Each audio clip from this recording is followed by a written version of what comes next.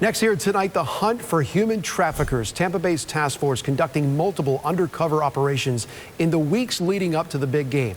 And they gave I-Team investigator Jackie Calloway an inside look at just how they rescue the victims and arrest the traffickers. The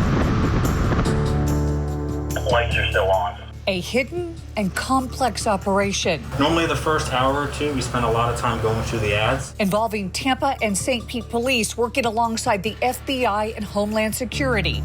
They're attempting to lure sex trafficking victims and those who sell them. Within 1 hour, and do everything. No. Officers and undercover agents set up both inside and outside this Tampa hotel. So we now have just begun communicating with some of our targets. But this is no prostitution sting. Looking through to see who may be a potential victim of human trafficking. Florida ranks third in the country when it comes to women and children being sold for sex. A crime that spikes during big events like the Super Bowl. And it brings in tourists, and that in turn is going to bring in traffickers and bring in victims.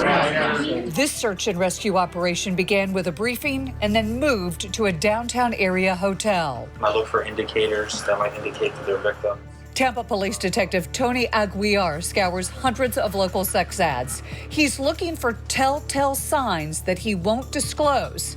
He says these indicators suggest some of the women and teenagers in the ads are being trafficked. I'll then communicate with them verbally over the phone.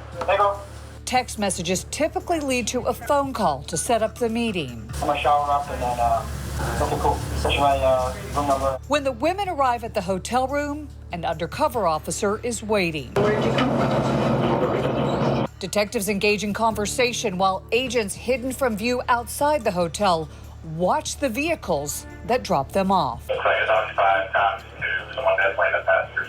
Just 1 hour into tonight's operation, agents rescue a 20-year-old and arrest her suspected trafficker. Parked up against the building, so somebody was either behind it, the buses. Detectives found a loaded handgun in the suspect's car. The mark unit is for your girl. Every woman who showed up at the hotel was taken to this Tampa Police District office. There, a detective partnered with a victim's advocate for an interview that determines whether the person was in need of rescue or a prostitute. Tampa police say the person in this video was not a victim. She's now facing a prostitution charge. It is still challenging for us, for investigators, because sometimes we don't know who we're talking to. Tampa Bay's Human Trafficking Task Force conducted a number of similar operations in the weeks leading up to game day. They want residents to know sex trafficking isn't a Super Bowl problem here. It is a year-round crime. I'm Jackie Calloway taking action for you.